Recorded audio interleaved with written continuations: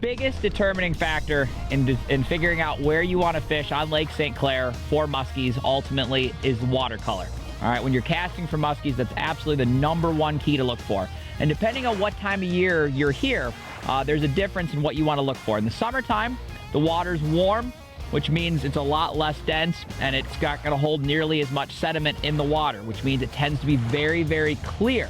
And when the water gets gin clear, it's very hard to catch muskies. The bait and things spook, and they're going to look for the dingier water. Normally, that 2 to 5 foot of clarity when you're casting is absolutely ideal. You're going to have good schools of shad. Look for that dingier water in the warm water months.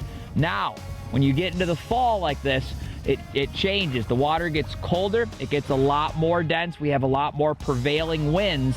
And we have a lot of time in the fall where most of the lake is going to be too dirty to fish, especially when you come off a lot of those big blows. You'll get a lot of times and a lot of locations where a bait like this, even a big gaudy bait, put in that dingier water, you put it down only a few inches and it's gone. And no matter how many fish are around those areas, when that water gets that dirty, you just can't catch those fish casting. You got to go somewhere else. So in the fall time, what you want to look for is the clear water areas. Once again, those same 2 to 5 foot of visibility, and avoid the areas that are super, super dingy. When you do that, you're going to find good schools of fish. You're going to have fish that can locate, track your baits, and ultimately you're going to get bites. Great. Thanks for watching. Hit the subscribe button and click on the bell to stay up to date with the latest tips and techniques to help you get the next bite.